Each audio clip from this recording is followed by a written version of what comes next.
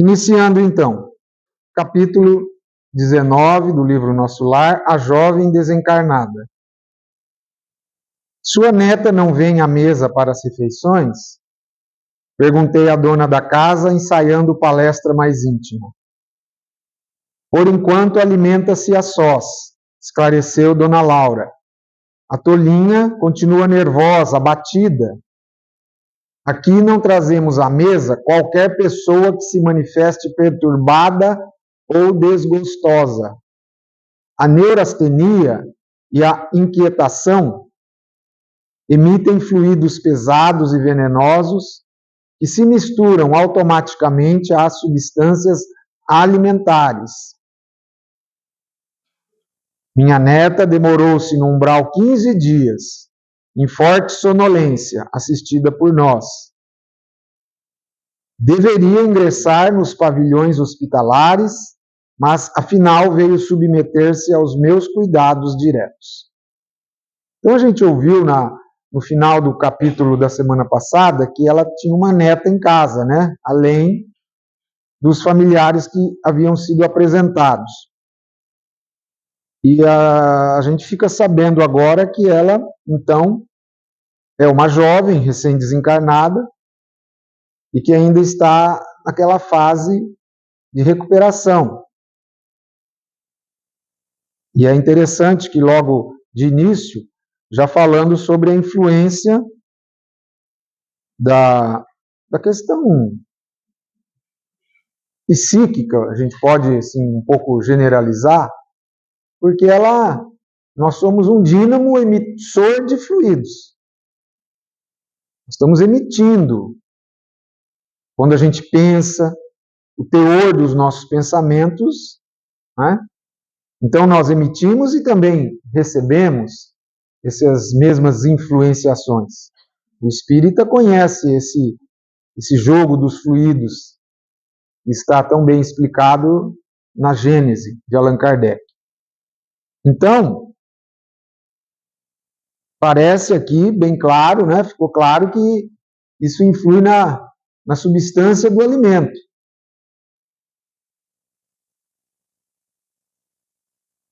E não é tão difícil de a gente entender isso, porque esse fluido, ele não é assim nada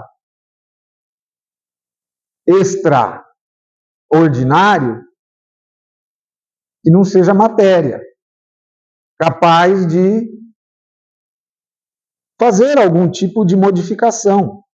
Nós vamos aprender que, trazendo um paralelo talvez um pouco longe, mas para dar o entendimento, que Jesus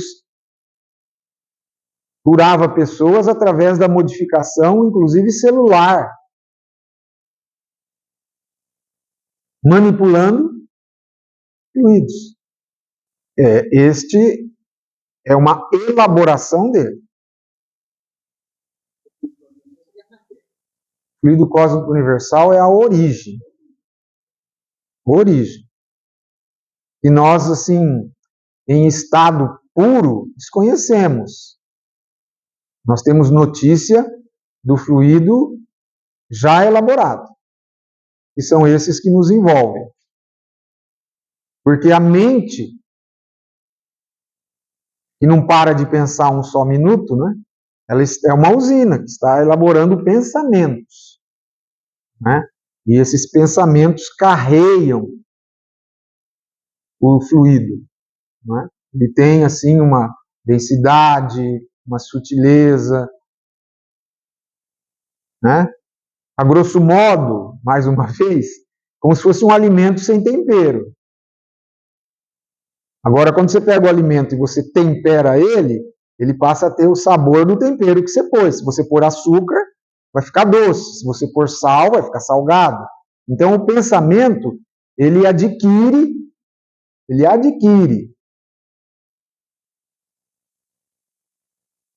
essa tonalidade, tanto que Kardec vai falar na Gênese sobre a qualidade dos fluidos. Fluidos anestesiantes, agressivos, balsâmicos, restauradores. Ele vai dizer lá. das doenças chamadas, hoje não mais, mas doenças fantasmas, né? Que a pessoa tinha, assim, não sabia a origem. Tem origem nesses estados mórbidos, né? Você viu aqui, ó, neurastenia. Seria, assim, quase que uma depressão, tá? Só que mais profunda. A pessoa fica lânguida, fica com aquela fraqueza, não só física, mas moral, na neurastenia. Então, é o estado que estava a neta dela. Sem força. Não só física, moral também. Neurastenia, essa é a característica, a pessoa não tem uma defesa, assim. Então, é interessante esse dado aqui.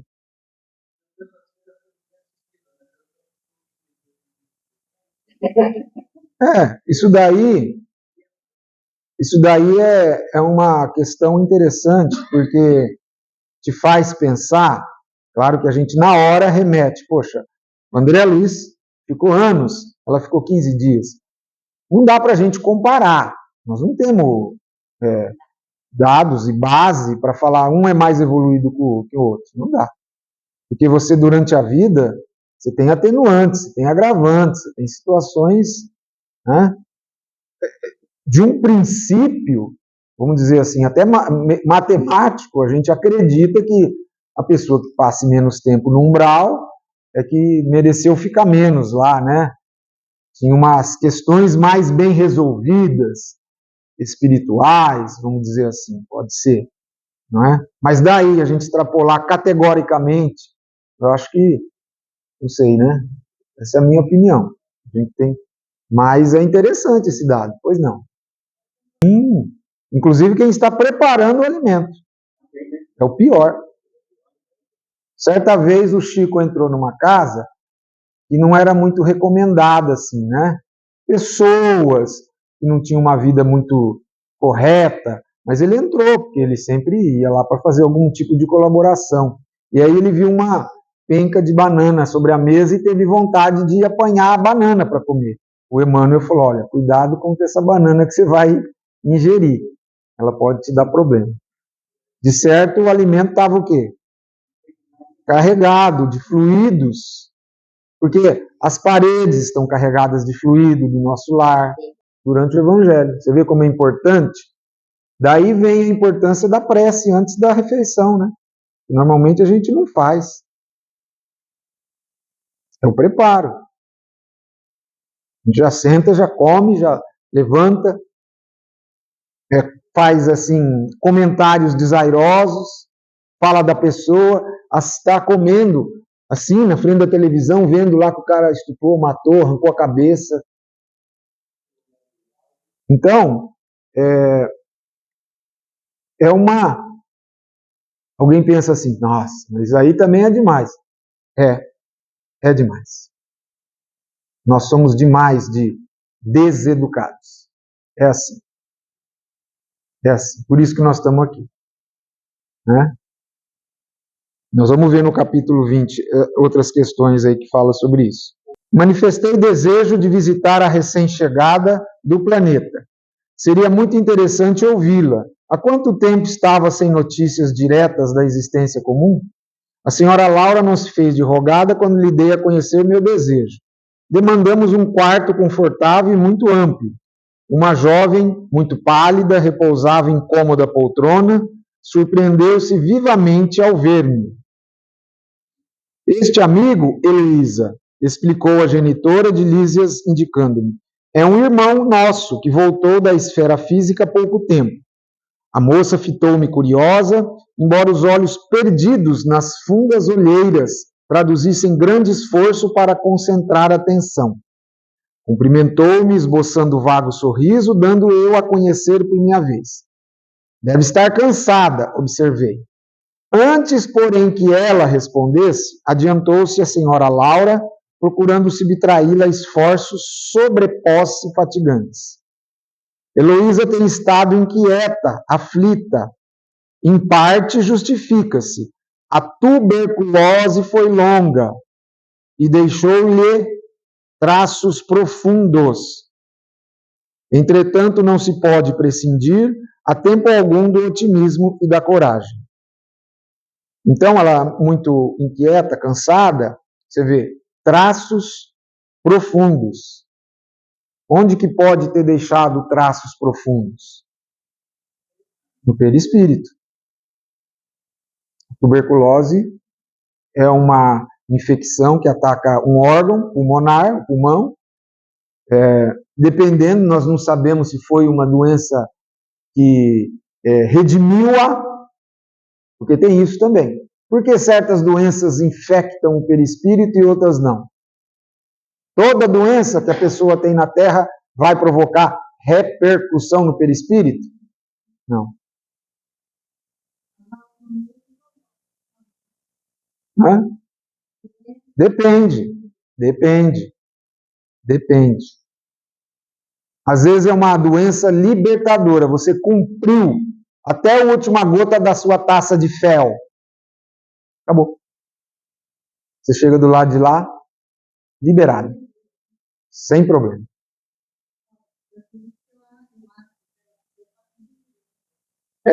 A aceitação da pessoa na doença tem a ver com o quanto você imprime mentalmente aquilo que então se perdura no pós-morte. Aceitação. Então, aceitação não é só um conceito de base religiosa, é um conceito de saúde espiritual, de médio e longo prazo. Aceitação. Notadamente a pessoa idosa, ou uma pessoa que tem uma doença terminal, né? Pode ser um jovem, pode ser meia-idade, tenha uma doença que é terminal, se ela aceita, se ela resigna-se, se ela encara aquilo de uma certa forma, Então, esse aspecto é importante. Vi a jovem arregalar os olhos muito negros, como a reter o pranto, mas em vão. O tórax começou a arfar-lhe violentamente e, colocando o lenço ao rosto, não conseguia conter os soluços angustiosos. Tolinha, disse a meiga senhora, abraçando-a, é necessário reagir contra isso. Você vê que interessante?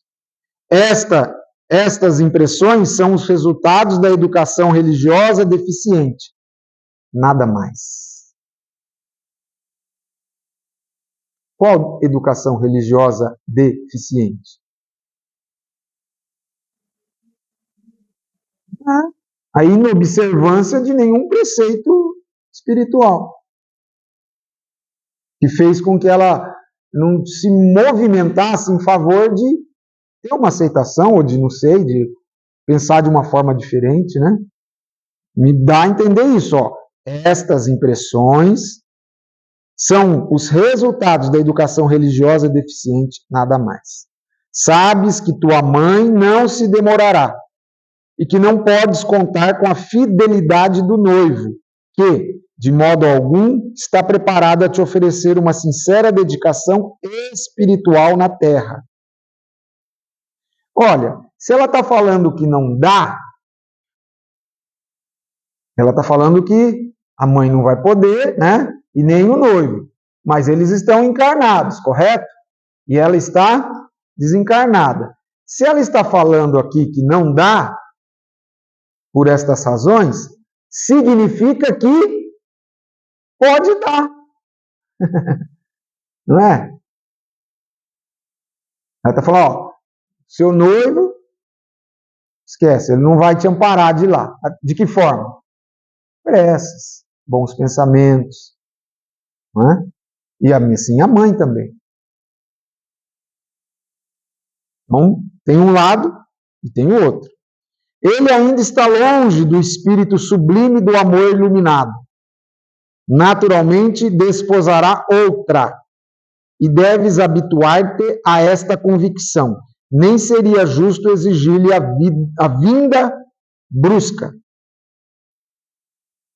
Você vê que ela está apertando em cima da neta. Sorrindo maternalmente, a senhora Laura acrescentou: admitamos que viesse, forçando a lei. O que é forçar a lei? Suicídio. Não seria mais duro o sofrimento? Não pagarias caro a cooperação que houvesses desenvolvido nesse particular? O que está cheirando isso aí? Não pagarias caro a cooperação. Ela está falando para quem? Pagarias? Para neta. Que cooperação? Ela como que chamando ele. Vem, meu filho, larga tudo aí. Esquece, isso daí não é nada, vem aqui viver comigo. Tá vendo? Responsabilidade. Espírito desencarnado pode complicar a sua situação do lado de lá. Ele pode ser não tem espírito que obsedia para a pessoa se suicidar? Ou não tem isso? E ele não tem responsabilidade se a pessoa se suicida aqui na Terra? Tem sim. Compartilha a responsabilidade com o encarnado, com a esposa, com o marido, com quem quer que seja que aqui na Terra também, com o médico, com a enfermeira. Tudo é compartilhado. Não te faltarão amizades carinhosas, nem colaboração fraternal para que te equilibres aqui. E se amas de fato o rapaz, deves procurar harmonia para beneficiá-lo mais tarde. Além disso, tua mãe não tarda a chegar. Penalizou-me o pranto copioso da jovem. Procurei estabelecer novo rumo à conversação, tentando subtraí-la à crise de lágrimas. De onde vem você, Heloísa? Interroguei. A mãe de Lísias, agora calada, parecia igualmente desejosa de vê-la desembaraçar-se.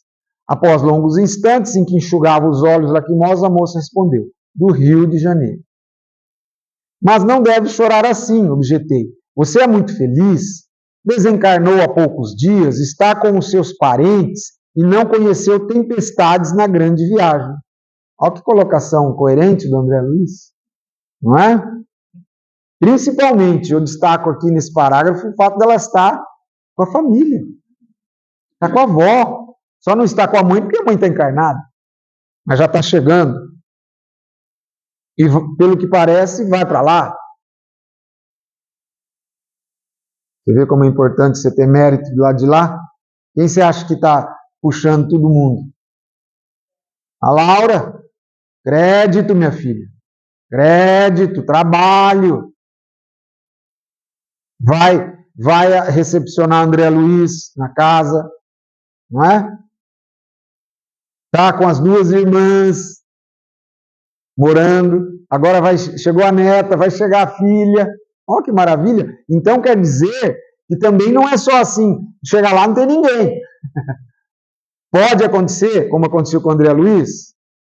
Pode acontecer. Mas também pode acontecer da gente chegar lá, tem a vovó nos esperando, uma tia que vai acolher-nos, que vai nos levar. Então, fala assim, nossa, aquele livro só fala de coisa ruim. Não, uma coisa boa aqui. Muito boa, consoladora, não é? Ela pareceu reanimar-se, falando mais calma. Não imagina, porém, quanto tenho sofrido. Essa conversinha a gente já ouviu do André Luiz, né? 8 meses de luta com a tuberculose, não obstante os tratamentos. A mágoa de haver transmitido a moléstia à minha carinhosa mãe. Olha uma revelação aí. Além disso, o que padeceu por minha causa, o pobre noivo, é inenarrável. Ora, não diga isso, observou a senhora Laura a sorrir. Na Terra temos sempre a ilusão de que não há dor maior que a nossa. Pura cegueira. Ah, essa daqui é direta, hein? Há milhões de criaturas afrontando situações verdadeiramente cruéis comparadas às nossas experiências. Arnaldo, porém, vovó, ficou sem consolo, desesperado. Tudo isso dá que pensar, acentuou contrafeita. E acreditas sinceramente nessa impressão? Perguntou a matrona com inflexão de carinho.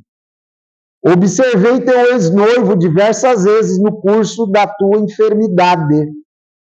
Era natural que ele se comovesse tanto, vendo-te o corpo reduzido a frangalhos, mas não está preparado para compreender um sentimento puro.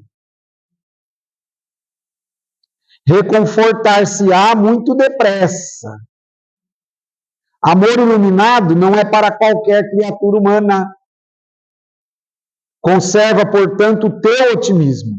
Poderás auxiliá-lo sem dúvida, muitas vezes, mas no que concerne à união conjugal, quando puderes excursionar as esferas do planeta em nossa companhia, já o encontrarás casado com outra. E ponto final, hein? Gostou? Falou para Neto. Vamos ver o que vai acontecer. Admirado por minha vez, notei a surpresa dolorosa de Heloísa. Não sabia, a convalescente, como portar-se ante a serenidade e o bom senso da avó. É uma avó assim? Será possível? A genitora de Lísias esboçou um gesto extremamente carinhoso e falou: não sejas teimosa, nem tentes desmentir-me. Vendo que a enferma parecia tomar a atitude íntima de quem deseja provas, a senhora Laura insistiu muito meiga. Não te recordas da Maria da Luz? A colega que te levava flores todos os domingos? Pois nota, quando o médico anunciou em caráter confidencial a impossibilidade de restabelecer-te o corpo físico, Arnaldo, embora muito magoado, começou a envolvê-la em vibrações mentais diferentes. Agora que aqui estás, não demorarão muito as resoluções novas. Isso é um ensinamento que nós encarnados aqui estamos tendo. Cada um aqui pode passar por isso. Como diz aí o ditado, viúva é quem vai. Viúva é quem morre. Não está preparado para como ela diz aqui, um amor iluminado, puro. Nesse livro, Vozes do Grande Além, nós tivemos uma leitura terça-feira, chama Esclarecimento, do André Luiz, na nossa reunião mediúnica. Só um parágrafo e meio aqui, ele fala assim: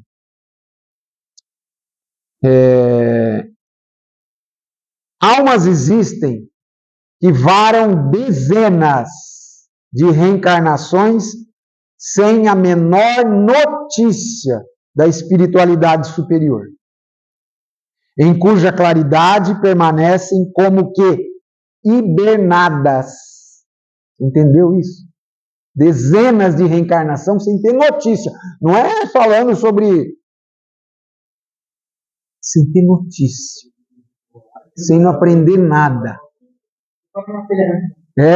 Na Terra. Encarnações. Na condição de múmias vivas. Já que não dispõem de recursos mentais. Você vê que é cada um. Não dispõe de recursos mentais para o registro de impressões que não sejam puramente de ordem física. Então, eu tinha guardado até para falar isso no capítulo 20, mas já estou falando aqui porque calhou da gente estar tendo contato com essas notícias da espiritualidade superior. Não que já temos, talvez, recursos mentais, mas os estamos desenvolvendo. Porque nós estamos estudando. Nosso cérebro está recebendo um ar, um fluido, um estímulo diferenciado, né, Márcio? E ele assim vai se desenvolver. Então, dezenas, hein? Então, qualquer leitura que a gente faça na obra de André Luiz, então nem se fala. Mas a leitura espiritual que nos eleva, você vê uma leitura, você lê às vezes um poema de um espírito, lá nos livros do Chico, que você para assim e reflete, mas que coisa linda, mas tal, assim, então quer dizer que é assim? Você começa a refletir, isso O seu cérebro está ganhando... eu vou falar um exagero, mas é para firmar. Está ganhando massa encefálica. Você está entrando no que André Luiz vai chamar no mundo maior do superconsciente, que é o terceiro andar. Nós vamos chegar lá no mundo maior, para estudar. Primeiro andar, segundo, terceiro, que é a região do córtex, neocórtex. Não é o córtex frontal, que a gente ainda não utiliza quase nada dele. Não utiliza porque não utiliza. Passe a utilizar que você vai utilizar. É simples assim. E uma boa forma de começar é estudando. Porque para você fazer a prática é bom estudar, para você aprender. E aí vai para a prática. Né? Então, muito bem. Vamos adiante aqui. Ah, que horror, vovó. Horror por quê? É preciso te habituares a considerar as necessidades alheias. Teu noivo é homem comum. Não está alertado para as belezas sublimes do amor espiritual. E eu pergunto, você estaria? Eu estaria? Será? Não podes operar milagres nele, por muito que o ames. A descoberta de si mesmo é apanágio de cada um. Arnaldo conhecerá mais tarde a beleza do teu idealismo, mas por agora é preciso entregá-lo às experiências de que ele necessita. Não me conformo, clamou a jovem chorando. Justamente Maria da Luz, a amiga que sempre julguei fidelíssima. A senhora Laura, todavia, sorriu e falou cautelosa. Ao ensinamento. Não será, porém, mais agradável confiá-lo aos cuidados de uma criatura irmã? Maria da Luz será sempre tua amiga espiritual, ao passo que outra mulher talvez te dificultasse mais tarde o acesso ao coração dele. Oh, hein? É. Mas é todo sentido. Será que dá aliviar? Hã? Não, mas ela tá aqui, Ricardinho, fazendo um duelo mental psíquico, né? Ela tá falando assim, ela falou, bom, a forma de eu resolver é desta forma, mas essa forma que está aqui escrita é plenamente justificável. Seria muito bom que fosse sempre assim, mas a gente sabe que não.